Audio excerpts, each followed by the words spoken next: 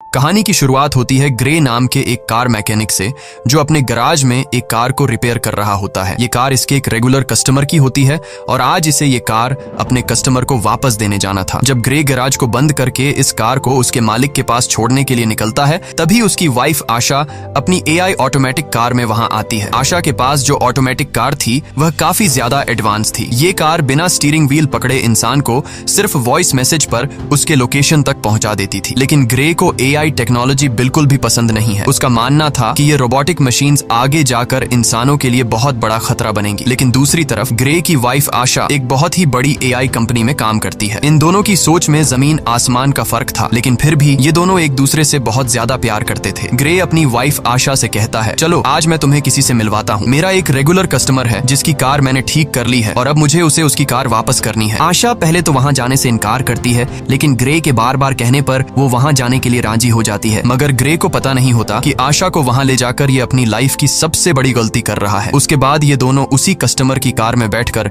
उसके घर की तरफ निकल पड़ते हैं और आशा की ऑटोमेटिक कार भी उनके पीछे आ रही होती है, ताकि जब ग्रे अपने कस्टमर को उसकी कार उसके हवाले कर दे तो ये लोग अपनी ऑटोमेटिक कार में घर को वापस आ सके। वहां पहुंचने पर ग्रे अपनी वाइफ को एक आदमी एरन से मिलवाता है। तब ग्रे की वाइफ उसे देखकर काफी हैरान रह जाती है, क्योंकि एरन एक बहुत बड़ी टेक कंपनी का मालिक था। उसकी कंपनी AI ऑटोमेटिक चीजें बनाती थी। यहाँ आशा अपने हस्बैंड ग्रे से कहती है, तुमने मुझे पहले क्यों नहीं बताया कि तुम मुझे एरन से मिलवाने ला रहे हो। असल में एरन ही ग्रे का रेगुलर कस्टमर था। लेकिन यहाँ हम देखते हैं कि एरन का नेचर थोड़ा अजीब सा था। उसे यह भी नहीं पता था कि जब किसी से मिलते हैं तो किस तरीके से मिला जाता है। आशा एरन से कहती है, मैं भी एक AI टेक कंपनी में काम करती हूँ जो जल्द ही तुम्हारी कंपनी के बराबर में आ जाएगी। जिस पर एरन मुस्कुराते हुए कहता है, ऐसा कभी नहीं हो सकता, चलो दिखाता हूँ क्यों। और फिर एरन उन दोनों को अपनी लैब में ले गया। वहाँ एरन ने खुद का बनाया हुआ एक स्पेशल चिप बताया, जो कि एक AI यानी आर्टिफिशियल इंटेलिजेंस चिप थी, और उस चिप को उसने नाम दिया था स्टेम। वो बताता है कि ये चिप कुछ भी कर सकती है, क्योंकि इसमें बहुत सारे पावर्स हैं और इससे तेज दिमाग आज तक किसी ने भी नहीं बनाया। इस इन्वेंशन को देखने के बाद ग्रे और उसकी वाइफ अपनी इलेक्ट्रिक कार से घर वापस जा रहे होते हैं। कार ऑटोमेटिक मोड पर थी। आशा और ग्रे गाड़ी के पिछले सीट में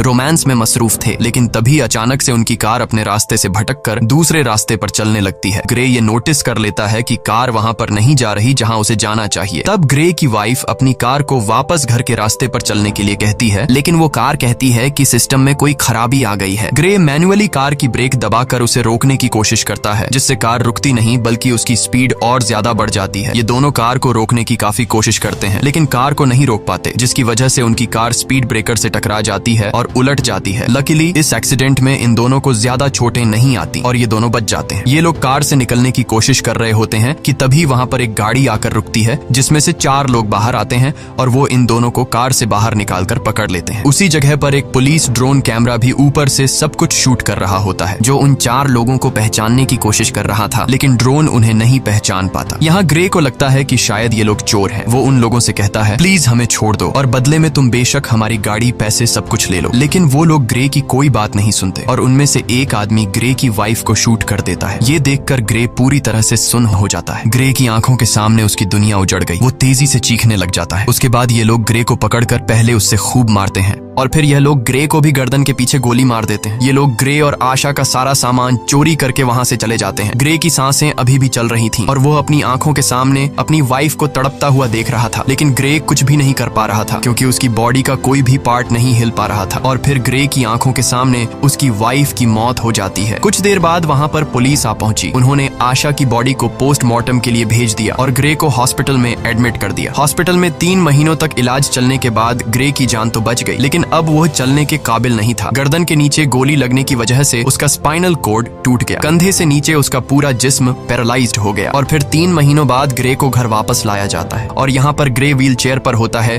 क्योंकि उसके सिर के अलावा पूरी बॉडी बेजान थी। अब ग्रे कोई भी काम नहीं कर सकता था, इसीलिए उसका काम करने के लिए उसके घर पर एक रोबोट मशीन थी जो उसका सारा काम करती थी और उसकी मदर उसका ख्याल रख रही थी। लेकिन ग्रे के लिए अब जिंदगी बोझ बन चुकी थी। उन 4 किलर्स ने न सिर्फ उसकी वाइफ को मार डाला बल्कि उसकी जिंदगी उजाड़ दी। वो बदले की आग में जल रहा था। बस ग्रे के पास एक ही उम्मीद बची थी, जिसके सहारे वो जी रहा था। वो अपनी वाइफ के किलर्स को जल्द से जल्द जेल की सलाखों के पीछे देखना चाहता था। इसीलिए वो पुलिस स्टेशन जाता है। पुलिस स्टेशन में ग्रे उनसे अपनी वाइफ के किलर्स के बारे में पूछता है, तो वो डिटेक्टिव कहती है कि इनमें से अभी तक किसी का भी पता नहीं चल पाया। वहाँ हमारे पुलिस का ड्रोन कैमरा तो मौजूद था, लेकिन फुटेज धुंधली थी, जिससे कातिलों का पता नहीं चल पा रहा है। और पुलिस अब और इन्वेस्टिगेशन कर रही है, हम बहुत जल्द उन्हें ढूंढ लेंगे। तब ग्रे ये सुनकर काफी ज्यादा डिसअपॉइंट हो जाता है, क्योंकि काफी टाइम से ग्रे पुलिस से बस यही सुनता आ रहा था कि हम इन्वेस्टिगेशन कर रहे हैं। अब ग्रे पूरी तरह से हिम्मत हार चुका था और वो इस तरह से जीना भी नहीं चाहता था, क्योंकि उसकी जो उम्मीद थी अपनी वाइफ के कातिलों को जेल की सलाखों के पीछे देखने की, उससे वो अधूरी नजर आने लगी। ग्रे को समझ आ गया था कि पुलिस उन 4 कातिलों को कभी नहीं पकड़ पाएगी, इसीलिए अब वो खुद को मारने की सोचने लगा। ग्रे वहां पर मौजूद रोबोट मशीन की मदद से मेडिसिन का ओवरडोज ले लेता है, जिससे वो बेहोश हो गया। अच्छी बात यह थी कि उसके घर पर लगे AI सिस्टम ने वक्त पर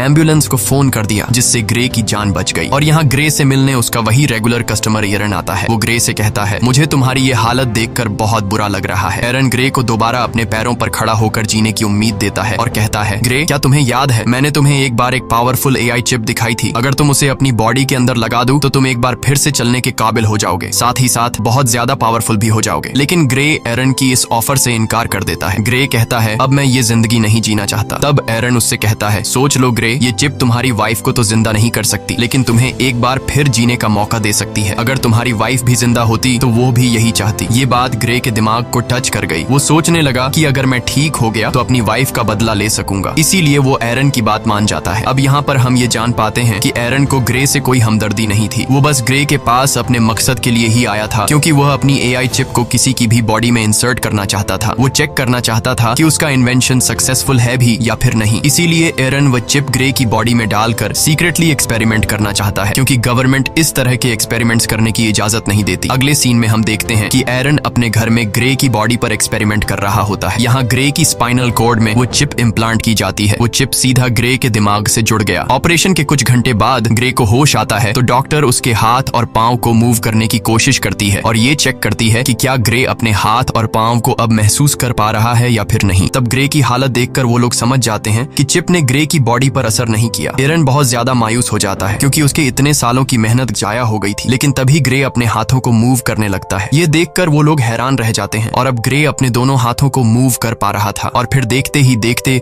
ग्रे अपने दोनों पैरों पर खड़ा हो जाता है। खुद को ठीक होता देखकर ग्रे बहुत ज्यादा खुश हो जाता है। अब वो पहले से भी ज्यादा पावरफुल खुद को फील करने लगा। एरन भी अपनी एक्सपेरिमेंट को सक्सेसफुल होता देखकर काफी खुश हो जाता है। फिर यहाँ पर एरन ग्रे से एक कॉन्ट्रैक्ट पर साइन करवाता है, जिसमें वो किसी को भी नहीं बताएगा कि वो चल सकता है और उसे सबकी नजरों में पैरालाइज्ड बनकर रहना होगा, क्योंकि अगर गवर्नमेंट को पता चला कि ग्रे चिप के जरिए दोबारा से चल पा रहा है तो एरन को अरेस्ट कर लिया जाएगा और ग्रे की बॉडी से उस चिप को निकाल लिया जाएगा, क्योंकि उस चिप को किसी की बॉडी में इंजेक्ट करना इलीगल है। उसके बाद ग्रे अपने व्हील चेयर पर बैठकर घर आ जाता है। यहाँ उसे पता चलता है कि उसके लिए डिटेक्टिव का भेजा एक पैकेज आया है, जिसमें ग्रे की वाइफ की पोस्टमार्टम रिपोर्ट और उसके केस से रिलेटेड कुछ इन्फॉर्मेशन थी। ग्रे उस दिन पुलिस ड्रोन से रिकॉर्ड की गई फुटेज देखने लगा, लेकिन फुटेज क्लियर नहीं थी, इसलिए ग्रे को किलर्स के बारे में कोई जानकारी नहीं मिल पाई। वो मायूसी में ड्रिंक करने लग जाता है। तभी अचानक उससे एक आवाज आई, क्या तुमने फुटेज में एक चीज नोटिस की? ये आवाज सुनकर ग्रे यहाँ वहाँ देखने लगा, लेकिन उसे कोई भी नजर नहीं आया। ग्रे घबरा कर बोला, कौन है? सामने आओ। तभी फिर से आवाज आई, शांत हो जाओ ग्रे, मैं तुम्हारे अंदर की वो AI चिप हूँ, वही सिस्टम जो तुम्हारी बॉडी चला रहा है। यहाँ पर ग्रे सोचता है कि शायद वो पागल हो गया है, जिस पर वो चिप कहती है, नहीं ग्रे, तुम पागल नहीं हुए हो। ऑपरेशन के दिन के बाद मैं तुम्हारे साथ हूँ, तुम जो देख सकते हो वो मैं भी देख सकती हूँ। जिस पर ग्रे ने पूछा कि क्या तुम्हें और कोई सुन सकता है? चिप ने जवाब दिया, नहीं, मुझे सिर्फ तुम ही सुन सकते हो। यहाँ पर वो चिप ग्रे की हेल्प करने की कोशिश करती है, ताकि ड्रोन की मदद से ग्रे को पता चल सके कि उसकी वाइफ को मारने वाले लोग कौन थे। ग्रे के साथ यहाँ पर वो चिप भी सब कुछ देख पा रही थी,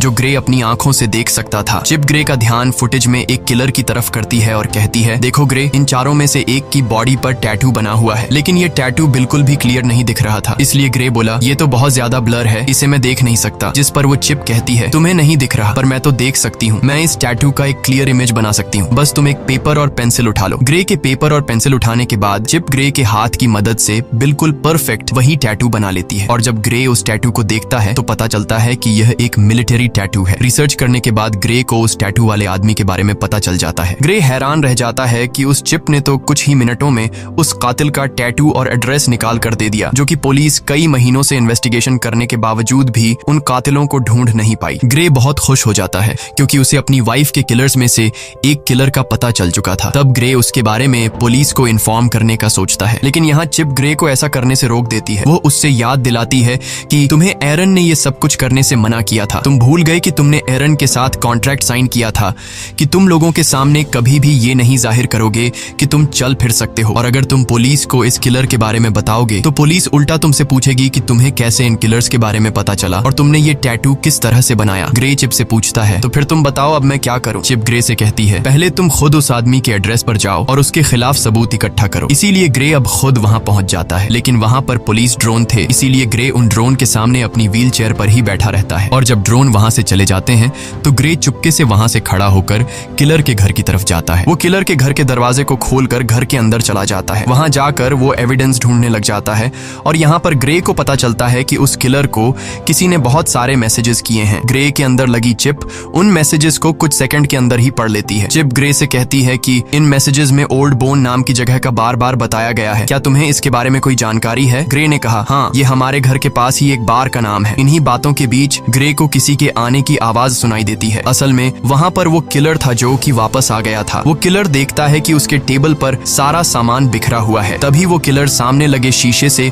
ग्रे को देख लेता है। वो फौरन ग्रे पर हमला कर देता है और उससे पूछता है, तुमने मुझे कैसे ढूंढा? तब ग्रे इस बात का कोई जवाब नहीं देता और ग्रे किलर से पूछता है, तुम बताओ मेरी वाइफ को किसने मारा था? वो किलर बहुत ज्यादा ताकतवर था, इसीलिए वो ग्रे पर भारी पड़ने लगता है। इससे पहले कि वो ग्रे को मार पाता, ग्रे के अंदर लगी चिप ग्रे से पूछती है, तुम मुझे अपनी बॉडी का फुल कंट्रोल दो ताकि मैं कुछ कर सकूं। जिसके बाद ग्रे बिना सोचे समझे उसे परमिशन दे देता है। चिप को परमिशन मिलने के बाद ग्रे एकदम से उस किलर पर अटैक कर देता है और उसे काफी बुरे तरीके से मारने लगता है। वो किलर भी परेशान हो जाता है कि आखिर अचानक इसमें इतनी ताकत कहां से आ गई, और ग्रे भी सोच में पड़ जाता है कि आखिर मैं इतना ताकतवर कैसे हो गया। यहाँ पर ग्रे उस किलर को खुद के हवाले करने के लिए कहता है, लेकिन वो किलर उस पर एक नाइफ से अटैक कर देता है। तो वो चिप सारी सिचुएशन को संभालते हुए उस किलर को मार डालती है और तब वो चिप किलर को मारने के बाद बॉडी कंट्रोल ग्रे को वापस दे देती है। ये देखकर ग्रे बहुत परेशान हो जाता है क्योंकि वो किलर को जान से मारना नहीं चाहता था। उसे लगा कि अब उसका जेल जाना पक्का है। वो चिप ग्रे से कहती है कि घबराओ मत ग्रे, तुम्हें कुछ नहीं होगा, बस तुम यहाँ जल्दी से अपने सारे फिंगरप्रिंट्स मिटा दो। अब यहाँ पर वो चिप जैसे कहती है, ग्रे बिल्कुल वैसे ही करता है। कुछ देर बाद पुलिस उस आदमी की बॉडी को पोस्टमार्टम के लिए ले गई, जहाँ हम उस डिटेक्टिव को देख पाते हैं। डिटेक्टिव को पोस्टमार्टम के दौरान पता चला कि उसकी बॉडी के अंदर एक वेपन इंसर्ट था और साथ साथ उसकी पूरी बॉडी में छोटी छोटी वायर्स थी। यानी वो किलर एक अपग्रेडेड इंसान था जो किसी भी आम इंसान से काफी ज्यादा पावरफुल था। दूसरी तरफ एरन ग्रे पर काफी गुस्सा करता है, तुमने उस किलर को क्यों मारा? ये काम काफी रिस्की था, अगर तुम पकड़े जाते तो तुम्हारे साथ मैं भी जेल चला जाता। मैंने इस चिप को तुम्हारे अंदर इसलिए इंसर्ट नहीं किया कि तुम अपनी वाइफ का बदला लो, और अगर दोबारा तुमने इस तरह की कोई हरकत की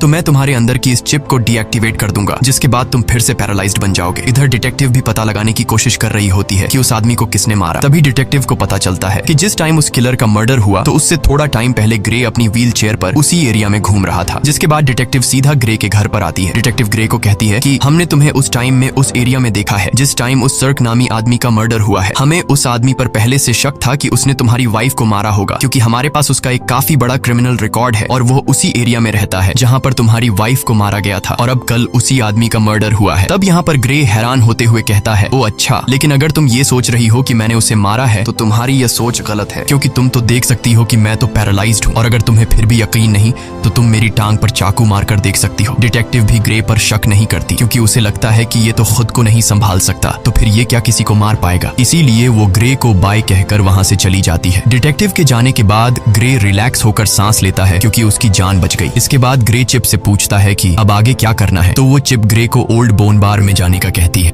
वो चिप कहती है, याद है हमें उस किलर के घर से मैसेजेस में कई दफा इस बार के बारे में बताया गया था, हमें वहां पर जाना चाहिए, शायद तुम्हें वहां कोई क्लू मिल जाए। इसके बाद हम देखते हैं कि ग्रे उसी बार में जाता है। ये बार बहुत ज्यादा खतरनाक थी, सब के सब वहां पर गुंडे बैठे हुए थे। ग्रे यहाँ आकर ऊंची आवाज से कहता है, मैं कुछ दिन पहले सर्क नाम के एक आदमी को मार चुका हूँ, लेकिन मुझे पता है कि उसके साथ 3 लोग और भी थे जिन्होंने मेरी वाइफ को मार डाला। अगर कोई भी सर्क के साथ इस मर्डर में शामिल था तो वो अपना हाथ उठाए। ये सुनकर सब ग्रे पर हंस पड़ते हैं। तभी टोलन नाम का एक लंबे कद का आदमी उठा और उसने ग्रे से कहा, घर जा बच्चे, वरना मैं तुझे भी तुम्हारी वाइफ के पास पहुंचा दूंगा। ग्रे समझ गया कि टोलन भी मेरी वाइफ को मारने में शामिल था। ग्रे जवाब देता है, पता है, मरने से पहले सर्क भी तुम्हारी तरह यही बोल रहा था। ये सुनकर टोलन को बहुत ज्यादा गुस्सा आया। वो अपने आदमियों के साथ ग्रे को अकेले में ले जाकर व्हील चेयर से उठाकर जमीन पर गिरा देते हैं। तब ग्रे उससे पूछता है, क्या तुम भी वहाँ पर उन लोगों के साथ शामिल थे जिन्होंने मेरी वाइफ को मारा था? तो टोलन कहता है, हाँ, मैं भी उनमें शामिल था, बस फिर क्या। ये सुनकर ग्रे चिप को अपनी पूरी बॉडी का कंट्रोल दे देता है, जिसके बाद चिप की मदद से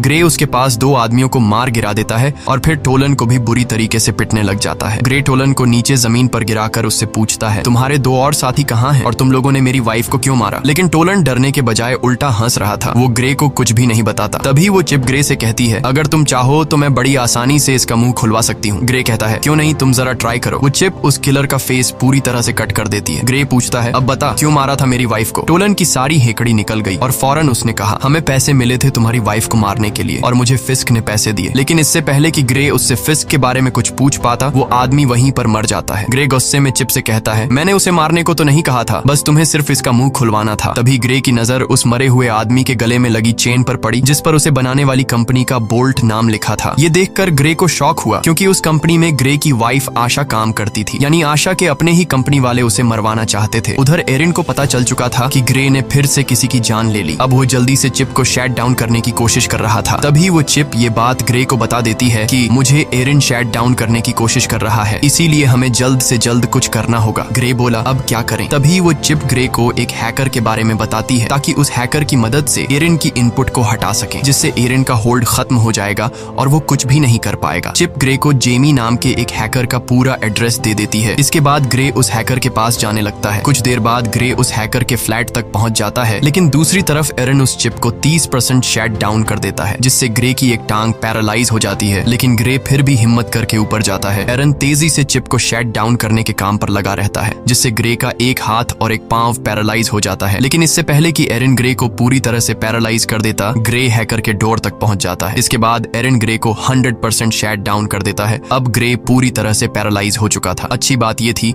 कि ग्रे हैकर के दरवाजे तक पहुंचकर नॉक कर चुका था। इसके बाद जेमी नाम का एक हैकर दरवाजा खोलता है। ग्रे ने जेमी को कुछ पैसे दिए और जो कुछ चिप ने उसे समझाया था वो उसने हैकर से कहा। हैकर ने ग्रे को घर के अंदर लाया और उसके कोडिंग में काम शुरू कर दिया। तभी हम दूसरी तरफ उस बार में 2 आदमियों को देखते हैं जहां ग्रे ने टोलन को मारा था। उनमें एक तो वही आदमी था जिसने ग्रे की वाइफ को गोली मारी थी और उसी का नाम फिस्क है। अब यहाँ पर फिस्क बार के ओनर पर गुस्सा करता है क्योंकि ग्रे उसके एक आदमी को मारकर चला गया और बार के ओनर ने कुछ भी नहीं किया। फिस्क उस बार के ओनर को मार देता है। फिस्क अपने साथी को मरा हुआ देखकर बहुत ज्यादा गुस्सा हो जाता है। यहाँ पर फिस्क अपने साथी की आंख में एक पतली सी पिन घुसाता है और उस पिन डिवाइस से फिस्क को सब कुछ पता चलता है और उसे यह भी पता चल जाता है कि इस वक्त ग्रे कहाँ पर है। इसके बाद फिस्क और उसका साथी वहाँ जाने के लिए निकलते हैं। दूसरी तरफ हैकर ने ग्रे के सिस्टम को फ्री कर दिया। बस अब चिप को सिर्फ रीस्टार्ट करने की देर थी और हैकर ग्रे को बताता है कि कुछ देर बाद तुम्हारे अंदर लगी चिप रिबूट हो जाएगी। तभी वह हैकर देखता है कि 2 लोग यहाँ पर आ रहे हैं और वह 2 लोग थे फिस्क और उसका साथी। इसके बाद फिस्क और उसका साथी दरवाजा तोड़ने की कोशिश करते हैं, जहाँ पर वह चिप ग्रे की बॉडी में फिर से बूट होने लगती है, जिससे ग्रे का एक हाथ दोबारा काम करने लगता है। यहाँ पर फिस्क और उसका साथी दरवाजा तोड़कर अंदर आ जाते हैं। अंदर आकर वह दोनों देखते हैं कि ग्रे जमीन पर पैरालाइज पड़ा हुआ है। जैसे ही ये दोनों ग्रे को मारने वाले थे, तभी अचानक ग्रे की बॉडी के अंदर लगी चिप रिस्टार्ट हो जाती है और ग्रे फौरन वहां से भागने लगता है। तब यहाँ पर फिस्क का साथी भी फायरिंग करते हुए उसका पीछा करता है। ग्रे खुद को बचाते हुए ऊपर बिल्डिंग की छत पर चढ़ जाता है। अब आगे जाने का कोई रास्ता नहीं था, इसलिए ग्रे वहीं पर रुक जाता है। यहाँ पर वह चिप अपनी पावर दिखाती है और बड़ी ही बेरहमी से फिस्क के साथी को मार देती है। जब तक फिस्क वहाँ पर आता है तब तक ग्रे वहाँ से जा चुका होता है। इसके बाद ग्रे जब अपने घर आता है तो उसकी मदर उसे देख लेती है कि उसकी पूरी बॉडी पर खून लगा हुआ है। साथ ही ग्रे अपने पैरों पर भी खड़ा हुआ है, यानी अब वह पैरालाइज नहीं है। इसके बाद ग्रे अपनी मदर को इस सब के बारे में बता देता है कि वह किस तरह से एरिन की चिप की वजह से दोबारा ठीक हो गया है। साथ ही ग्रे अपनी मदर को इस बात को सीक्रेट रखने के लिए भी कहता है। उधर एरिन बहुत ज्यादा टेंशन में होता है क्योंकि उसके हाथ से अब ग्रे और वह चिप निकल चुके थे। उस हैकर के इनपुट डालने के बाद एरिन उसे ट्रैक नहीं कर पा रहा था। इसके बाद ग्रे की मदर वहां पर आकर उसे बताती है कि वह डिटेक्टिव आई है। यहाँ पर डिटेक्टिव ग्रे से कहती है कि तुम्हारी व्हील चेयर उस जगह से मिली है जहाँ पर दूसरा मर्डर हुआ है, तुम इस बारे में क्या कहोगे? इस पर ग्रे कहता है, हाँ मैं वहाँ पर था लेकिन मैंने किसी को नहीं मारा। अब डिटेक्टिव को भी ग्रे पर शक होने लगा था। तब डिटेक्टिव उससे कहती है कि 3 लोग मारे जा चुके हैं और तीनों वही हैं जिन पर हमें शक था कि उन्होंने ही तुम्हारी वाइफ को मारा होगा और हर बार तुम वहाँ पर पाए जाते हो जहाँ पर मर्डर होता है, तो हो सकता है तुम किसी को पैसे देकर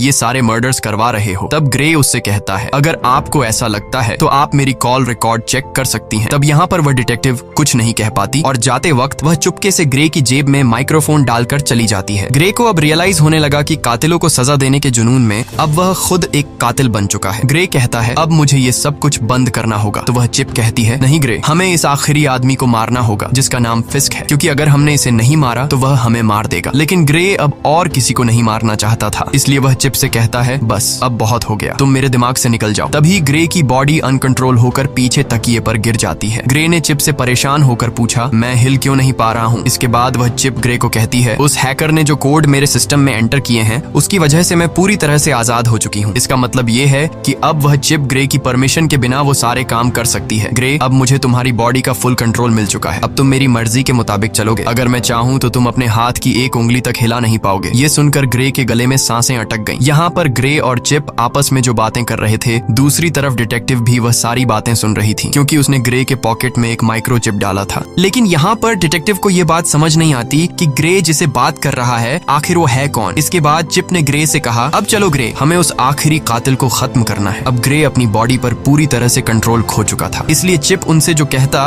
वो मानने को तैयार हो जाता है। ग्रे ने एक गन उठाई और फिस्क को मारने की तैयारी करने लगा। उसकी मदर उसे रोकने की कोशिश करती है, लेकिन वो उसे अनसुना करके गाड़ी में बैठकर निकल पड़ता है। यहाँ पर डिटेक्टिव भी ग्रे का पीछा करने लगती है। इसके बाद ग्रे को अपनी पॉकेट से वो माइक्रोफोन मिल जाता है, तो वो चिप कहती है कि यह माइक्रोफोन जरूर उस डिटेक्टिव ने ही रखा होगा। ग्रे माइक्रोफोन फेंकता है और उसे पता चलता है कि डिटेक्टिव उसका पीछा कर रही हैं। तब डिटेक्टिव से पीछा छुड़वाने के लिए वो चिप एक इलेक्ट्रिक कार को हैक करके डिटेक्टिव की गाड़ी से एक्सीडेंट करवा देती है, जिससे ये डिटेक्टिव को पीछे छोड़ देते हैं। इसके बाद डिटेक्टिव ग्रे की मदर के पास जाती है और उस सब के बारे में पूछती हैं जो वहाँ पर चल रहा था। उधर ग्रे फिस्क को ढूंढ लेता है और वो गन पॉइंट पर उसे पूछता है कि मेरी वाइफ को तुमने क्यों मारा। जिस पर फिस्क कहता है हमारा तुम्हारी वाइफ के साथ कोई लेना देना नहीं था, हमारा निशाना सिर्फ तुम थे, हमारा मकसद तुम्हारी रीढ़ की हड्डी काटना था। जब मैंने तुम्हारे गले में गोली मारी तुमने समझा कि वो गोली थी, लेकिन असल में वो एक मेडिकल टूल था जिसने तुम्हारा स्पाइनल कोड डैमेज कर दिया, और तुम्हारी वाइफ, उसे तो हमने सिर्फ एक्स्ट्रा पैसों के लिए मार दिया था। ये सुनकर ग्रे गुस्से से भड़क उठा और अब उन दोनों के बीच फाइट शुरू हुई। फिस्क भी एक अपग्रेड ह्यूमन था, लेकिन पुराने मॉडल का, इसीलिए वो ग्रे की पावर के सामने ज्यादा देर तक टिक नहीं पाया और ग्रे फिस्क को बड़ी बेरहमी से मार देता है। इसके बाद ग्रे उसका फोन चेक करने लगता है, तो फोन रिकॉर्डिंग से ग्रे को पता चलता है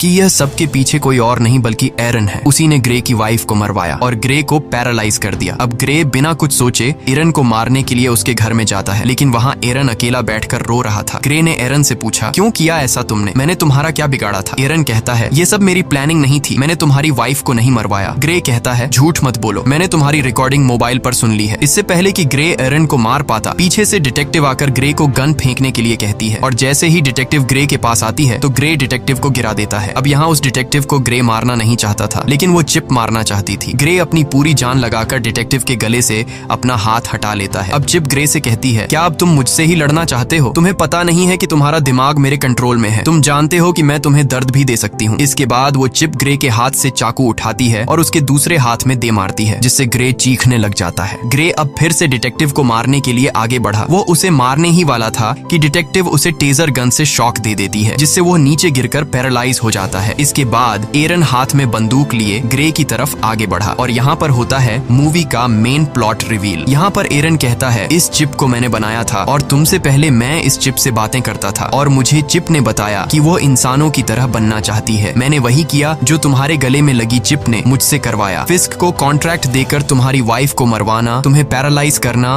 और तुम्हारी गर्दन पर वो चिप लगवाना, सब कुछ उसी चिप का प्लान था। मैंने इस चिप को बनाया तो है, लेकिन मैं इसे पूरी तरह कंट्रोल नहीं कर सका। ये चिप किसी इंसान के शरीर में घुसकर उसे अपनी मर्जी के फैसले करवाना चाहती थी और इस चिप ने तुम्हें चूज किया था। ये बातें सुनकर ग्रे काफी हैरान हो जाता है। एरन बताता है कि ये चिप मुझे मारना चाहती है क्योंकि अगर मैं जिंदा रहा तो इसी के जैसी एक और AI चिप बना दूंगा और चिप यह नहीं चाहती कि इस जैसा और कोई भी हो, इसीलिए वो मुझे मारना चाहती है। और यहाँ पर वह चिप कहती है हाँ यह मेरा ही प्लान था, मैं जिंदा इंसान बनना चाहती थी, इसीलिए मैंने यह सब कुछ कर दिया। इस बार इस चिप की बातों को एरन और डिटेक्टिव भी सुन पाते हैं। यहाँ पर वह चिप एक बार फिर से एक्टिवेट हो जाती है और वह फौरन एरन को मार देती है। अब वह चिप डिटेक्टिव को भी मारने की कोशिश करती है। यहाँ पर ग्रे पूरा जोर लगाकर उसके निशाने को गलत कर देता है। गुस्से में आकर चिप ने ग्रे की गर्दन पर पिस्टल तान दी और अगले ही पल कुछ अजीब हुआ। जब ग्रे की आंख खुलती है तो खुद को एक हॉस्पिटल की बेड पर पाता है। यहाँ पर वह चिप को आवाज देता है, लेकिन उसे कोई भी रिस्पॉन्स नहीं आता और तभी उसकी वाइफ भी उसके सामने ही होती है। उसकी वाइफ उसे बताती है कि हमारा एक्सीडेंट हो गया था और तुम बहुत दिनों से बेहोश थे, तो फिर क्या ये सब कुछ एक सपना था? बिल्कुल नहीं। असल में इस चिप ने ग्रे के दिमाग को उसके शरीर से बिल्कुल डिस्कनेक्ट कर दिया था और उसे एक खूबसूरत उसके सपनों की दुनिया में भेज दिया। ग्रे का माइंड वहां पर खो गया था, जबकि उसका शरीर असली दुनिया में चिप के कंट्रोल में था। चिप अब डिटेक्टिव को भी मारने वाली थी। डिटेक्टिव उससे कहती है, ग्रे तुम ऐसा नहीं कर सकते। तो वह चिप कहती है, ग्रे अब यहाँ पर नहीं है, वह बहुत ही अच्छी जगह पर है, अपने सपनों की दुनिया में जहाँ उसे होना चाहिए, और अब इस बॉडी पर मेरा कब्जा है। और यह कहकर वह चिप डिटेक्टिव को शूट कर देती है और इसी के साथ ये कहानी खत्म हो जाती है। अगर वीडियो आपको अच्छी लगी हो